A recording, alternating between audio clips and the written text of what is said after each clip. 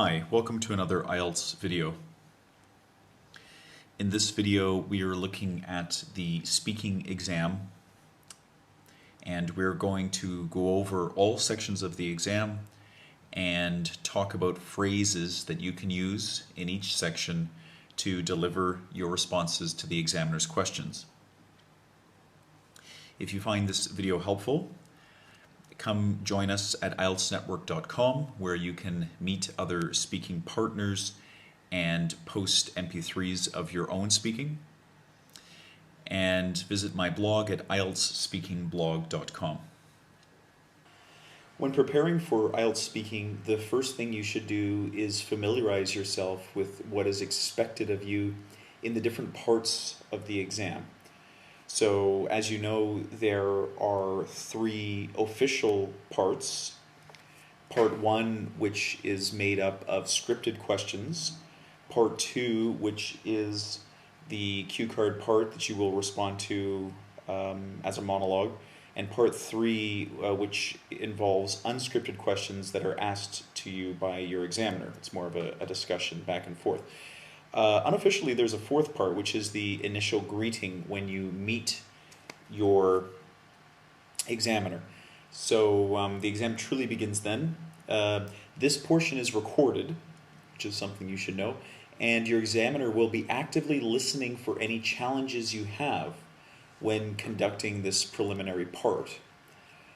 So for this section, keep your responses to the examiner's question very short and very to the point. You are not expected to elaborate on any of these responses. So examiners all over the world ask the same 4 questions when the IELTS candidate comes into the room. The first question is for your full name. And here you should just state your native name from in your native language. So here we have Edek Zandroznia. Now the second question, the examiner will ask you what you would like to be called. So Edek has an English name. His name is Edward, and he says, "Please call me Edward."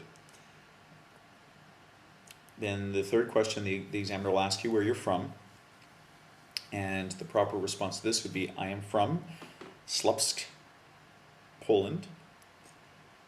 And there's no need to elaborate on that at all. And then the fourth is the examiner will ask you for your identification. Okay, and then so a simple "here you go" or "here it is" would work fine.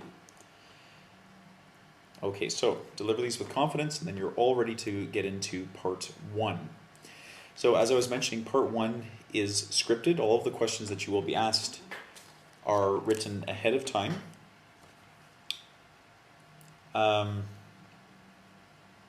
Your response to each of the questions in part 1 is on average 25 seconds, but that's a very loose average because you will have some responses that could be as short as 5 seconds if you're simply stating a fact in response to a question that only needs a single fact, but some responses might be as long as 45 seconds. So typically the shorter responses are responding to questions that are asking for facts, and the longer responses are responses to questions asking for opinions.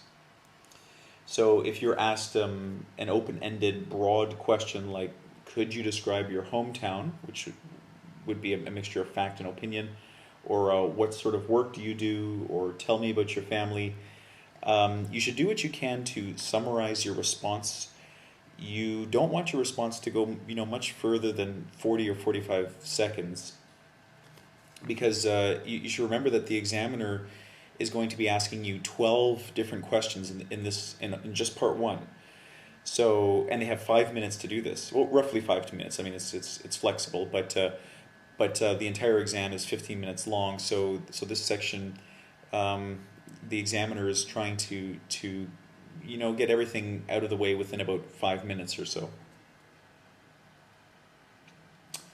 Okay, so that's all I wanted to mention about that. So now let's look at the section here.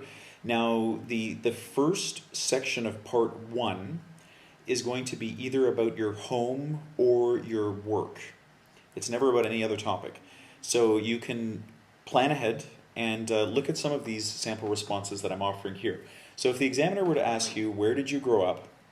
Now, you want to give a full answer, you don't want to be long-winded, you do not want to be too brief. So I grew up in Śląsk, which is a city in the northwest of Poland towards the Baltic Sea. The street I grew up on ran through a quiet farming suburb of Śląsk, and therefore my childhood, the home of my childhood, was quite peaceful. Okay, that would be a full response to that first question. Now, I'm going to share some full responses, and then as we move along, I'll share just little phrases that you can apply to your own responses. Where do you live now? I live in an apartment building on the west side of Shanghai in the Xujiahui district. Now, if you were just to answer, I live in an apartment building, that would, that doesn't answer the question really. The examiner's asking specifically, I mean, what section of the city, what city are you in? Where do you live? So this would be considered a full response. Okay, if the question was something like, what sort of city is Śląsk? Now this is asking you for opinion and perhaps some fact. So there may be a bit of guessing in your response. And when I say guessing, I mean if you were trying to come up with, say, the population. So for example, if someone asked me what's the population of Ottawa, the city I come from, well, I don't actually know the exact figure. I would guess it's say perhaps around 1.5 million people. And I would use language like that to show that I'm not completely certain. So down here in the second example, I use, well, I believe, and then if we're talking about population, the population of Śląsk must be reaching 80,000 or something like that. Now, a good way to start the response is something like this. Śląsk is known for, and then, whatever that thing is. I mean, if it is a fishing community, I'm not entirely sure, but is known for its fishing industry, and thus it has a very large harbor. And the harbor is quite large when compared to the overall size of the city. And then you would kind of develop, the response on a little bit more from that. Sharing examples can help as well in these sorts of when you're sharing an opinion sort of questions, because you can help to add a tangible element to your response. For example, if I were to flip it back to my home city of Ottawa, I might share the example that there is a very large tech area, and thus the city of Ottawa has a significant proportion of the technology sector industry within Canada. Okay, some other phrases we could use are, now if you need to buy yourself some time just to kind of collect your thoughts, try something like, well, let me see, I guess Śląsk is, and then you could proceed from that, or in my opinion, Śląsk is a very charming city. It's a historical place, and then you could perhaps mention a thing or two about that. And how that has shaped, the culture of Śląsk today. So this sort of question, I mean, you'd be looking at responding in probably over 30 seconds, because you would have more to say about this, and the examiner knows you have more to say about this, so they're expecting you to elaborate a little bit. Now, if the questions are asking you about work, so for example, the obvious one, where do you work? This is a very simple, straightforward, it's a question that's looking for facts. There is no need to, use a phrase, for example, like, well, let me see. Well, that doesn't make sense, because you don't know where you work. You should be able to answer this within a second. So straightforward. I work at the PTW Insurance. Let's just change this. I work at PTW Insurance Brokers on Jasper Street in the financial district of London. Okay? And this is very straightforward. It's very to the point. It doesn't actually ask you really what do you do, so you don't want to elaborate in that direction. You're just giving the examiner the particular information they're looking for. Now, a typical follow-up question is, what does your job entail? Now, sometimes students get into this embarrassing situation where they start elaborating too much in the first question, and then the examiner has to ask them a question that they've kind of already started to answer. So you want to be sure that you're providing the examiner with exactly the information they're looking for. So here we have, what does your job entail, or perhaps what do you do at PTW? And a response to something like, stating your title. So I am a senior financial consultant, and then elaborating from that and explaining, particularly what you do as a senior financial consultant. Thus, my job involves providing, and then going on from there. So, for example, potential investors with advice regarding where to invest their money. Okay, or we could continue by going on. So I spend most of my day visiting clients, talking with potential investors on the phone, maybe recruiting. You develop it. I mean, you're an expert on your own career, so there should be lots for you to say. Nice academic phrases to use are things like "I'm responsible for," and then you follow that with a noun or a gerund. So I'm responsible for looking after and then whatever part of your department, or I'm responsible for the paperwork that allows our company to do X, Y, and Z. Another nice academic phrase would be "my main duty is," and again you would follow this with a verb. So my main duty is consulting with potential investors. My main duty is following up with our sales team, developing, and then you develop your idea this way. Okay, now we get to something that's a bit more opinion based. Do you like your job? And now we want to sound academic here, so we should try to use words, for example, like rewarding, fulfilling. These are good positive ways to talk about something in life. Yes, my job is very rewarding or very fulfilling. I would say there are two main reasons I enjoy my work. Now, another little tip that I'll share is that often you look like a very logical individual and a person capable of planning a response on the fly when you number your reasons for the response before actually delivering those reasons. So if you say, yes, my job is very fulfilling, I would say there are two main reasons I enjoy my work. Okay, and sometimes you can actually even say there are two main reasons. As you're saying that, you develop the two reasons in your head. And this is a way to impress your examiner. It looks like you're a logical person and that you're capable of these sorts of logical progressions in your speaking. Firstly, it gives me the opportunity to meet with lots of interesting people. Interesting, you could substitute that for dynamic, you could substitute that for creative, you could substitute that for many words. And secondly, it allows me to travel on occasion, which is something I find breaks up the office routine nicely. And then you might, elaborate on from that. Or do you like your job? I do. I work with some impressive people in my department. They keep our workplace stimulating, inspiring, whatever. And I find this has a positive effect on my work. Okay, so using this sort of academic language, developing your ideas, keeping the ideas linked together. And so this sort of response, again, this is an opinion.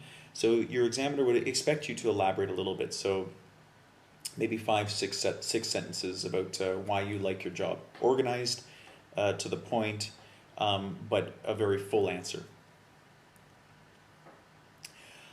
Okay, so now after that first section of part 1, you will come to this section. So the examiner will ask you 4 scripted questions about another topic, and this section is roughly 1.5 minutes long, maybe a little bit longer, maybe as long as two minutes. So this could really be about anything. So I'm just sharing a few things that you can use.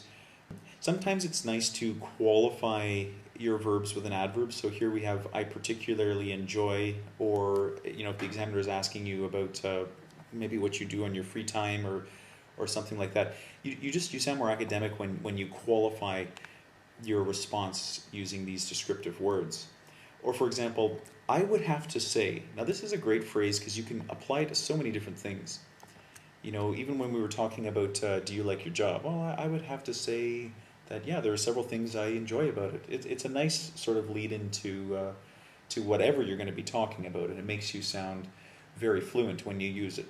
I would have to say the infrastructure is something I would alter. So for example, again, if your examiner asked you about Ślubsk, if we were this individual from Poland, and they said what would be what's something you would like to improve in your hometown, in your home city, this would be the kind of structure we would want to do.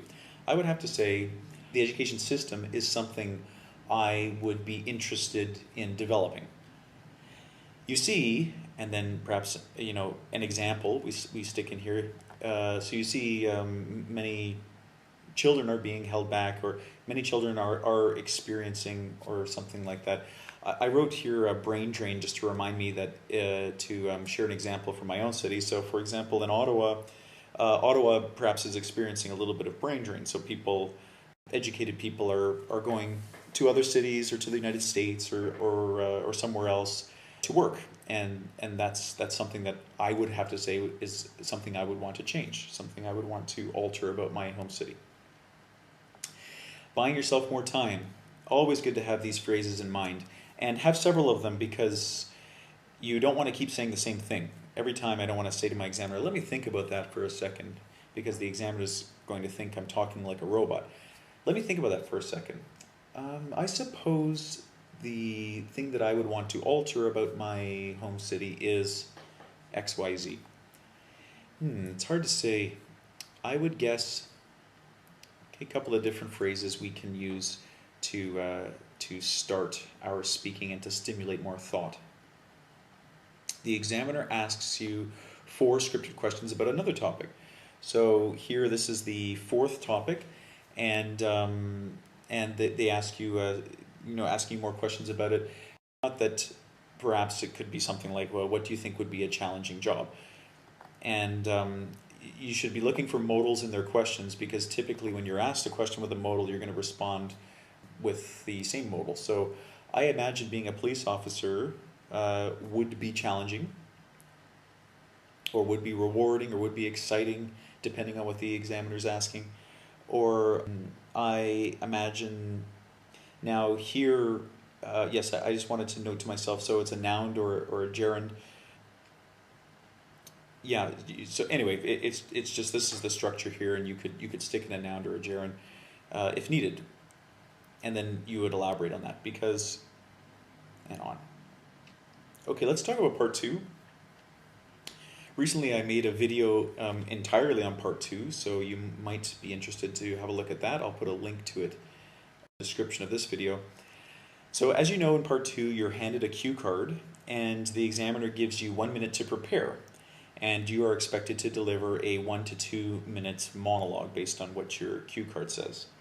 Okay, and then roughly this section of the test is 5 minutes, roughly. So when you are preparing, you want to write a few keywords to help you remember what you want to say about the different things on your cue card.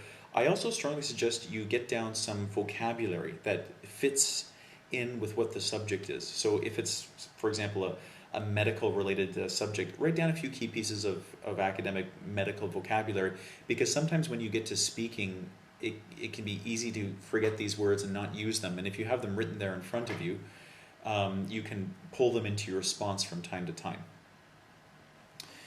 So now, nice ways to start the part 2. If it asks you, for example, what are some problems of whatever. So there are several, and then we might, expand this to say something like, there are several reasons why X, Y, and Z are happening. Firstly, this is happening. Secondly, an additional reason is, and we progress our response that way. Sharing examples is a good strategy to follow, because it helps, once again, you put a tangible slant on your response, and this can really help to add some weight to the overall response that you're giving to the examiner. So I feel XYZ plays a good example here. Or, for example, for instance, you can use these phrases too. Okay, now when we want to progress, we would use phrases like, another thing to consider is, or phrases like, that leads me to my next point. So if you want to connect, and these sorts of phrases are great. Your examiner will love them because it makes it look like there is a logical progression to what you're saying. Lots of, they definitely can't mark you down for cohesion. And if you're saying these phrases, in exactly this pattern, they can't dock you for grammar because everything I've got on the screen here is grammatically correct. However, it is important not to forget that.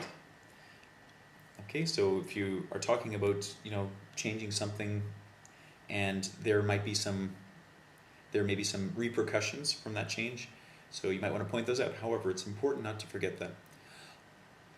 Although I don't know much about XYZ, I can't say that I know, I can't say that it is whatever, or I do know that it is whatever.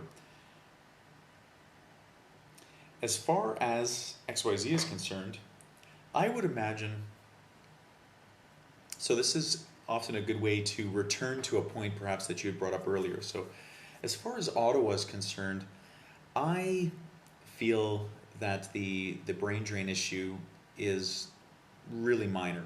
It's not something that's going to have any significant effect on the overall ability of people in Ottawa to produce tech-related products. Okay, let's go to part 3. Now, part 3 is different from part 1 in that the examiner will be referring to unscripted questions. We'll be giving you unscripted questions. So it's much more of a discussion than part 1. And it will challenge you with questions that require you to give suggestions, to analyze a problem, to compare or contrast, to speculate. So for example, what do you think would happen if XYZ? So this is asking you to speculate on a problem or a possible problem. You may have to explain something or defend something. So for example, in your monologue in part 2, you might have said something and then the examiner will respond, you said that you feel there should be fewer holidays in your country. Don't you think people require the occasional holiday to recuperate? They might ask you a question like this, and then you have to defend what you said earlier. Your response to each question is expected to be about 25 seconds long, again, on average. You should remember to be confident and engaged when you speak. So it's supposed to be a discussion. And in this section, your examiner will be more forgiving if you ask them to rephrase a question, because these are questions coming mainly from the examiner's mind. So even between native language speakers, asking for clarification on a question is normal. So asking for clarification once won't be a problem. Okay, let's look at some possible responses. So for example, if the examiner connects this to your part 2 response and says, when you were talking about your dream job, you mentioned you like science. How did your interest in science start? Okay, and then we would respond with something like, well, I suppose my fascination with whatever, if it's science, commenced when I was about 13. I had an inspirational teacher. And these words in here, because we all need to, some time to think sometimes, and these can be stretched a little bit, even, up to here. Well, I suppose my fascination with, see, I can stretch these out and it gives me a bit more time to think, and it makes it so that the examiner doesn't feel I'm being awkward, or that I'm pausing, or that I'm creating any sort of interruption in the flow of my speech. Okay, so don't be shy to pull these out a little bit if you need the time. How about here? Well, I guess it can be traced back to, now again, I'm drawing this out, or I could even change this to could, maybe sound a little bit better. I guess it could be traced back to an inspirational teacher I had 20 years ago. This person was very, see, when I draw my language out like that, you can't do it for the entire sentence, but just at the beginning, it helps to give you a bit of extra time to think and organize your thoughts. Honestly, I don't remember quite how I became fascinated with science. But I do remember several influential forces that likely played a part. The first was, I like the word several because it's a good way to set up a response that's going to have parts to it. And sometimes, like we were talking before about things that we enjoy about our job, and we can specifically say there are two things I particularly like about my job. Sometimes we don't really know, or we're not entirely sure how many points we're going to be sharing. So word like several helps to set up a logical response nicely. And then we can talk about the first. So the first person, and then what happens is then something else pops into your mind. Oh, and I can't forget Mr. Stevens. He was a neighbor I had that made an impression upon me as a child. So, just elaborating a bit further on how we became interested in science, or whatever the question is. Okay. The examiner asks you 4 unscripted questions loosely related to the topic of part 2. So now we're getting 4 new questions, and these will also be related to the topics that have come before, but they're starting to branch out a little bit more. So, for example, how important do you think it is for people training to work in the sciences to understudy other scientists? Okay, so this might take us a second to pull our thoughts together, and these sorts of questions. I mean, like I was saying, you could ask for the examiner to rephrase or to state again, because they are a little bit longer and they're going to take a bit more brain power to respond to. So I feel that is a critical step to the training process, or I feel that is an imperative step to the training process. Or I feel that is an unimportant step to the training process. That is a mundane step. That is an unneeded step to the training process. Okay, lots of different ways to qualify our answers. Scientists, or whatever, XYZ, need to experience the process of diagnosing patients firsthand.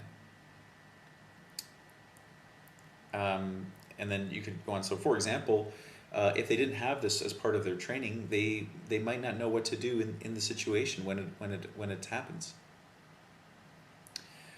Or we could respond something like, understudying is a major part of.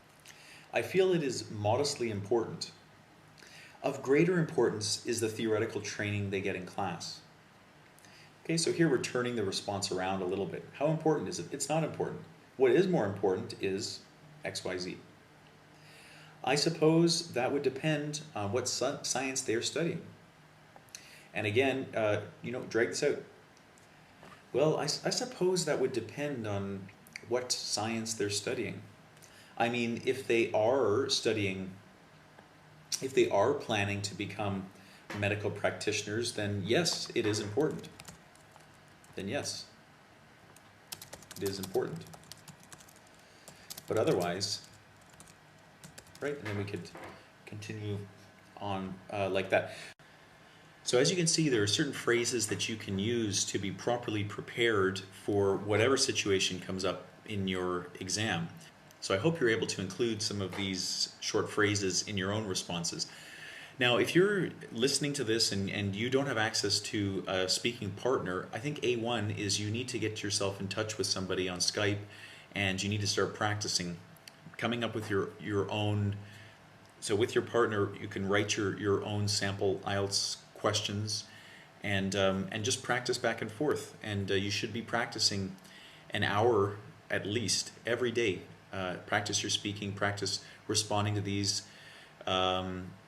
responses that are 5 seconds long, responses that are a minute long. You should be practicing all types, and try to pinpoint when you're going to be required to share facts, when you're going to be required to share opinions, and maybe support your opinions with facts. All of this is very important. So as I pointed out at the beginning of the video, you should come join us at IELTSnetwork.com. And you can find speaking partners there. You can post your speaking for me to listen to, for other students to listen to, and provide provide feedback. You can provide feedback to other students. I think it's a great tool that is available to you, so I hope that you will come and use it. Thank you very much for listening, and have a nice evening.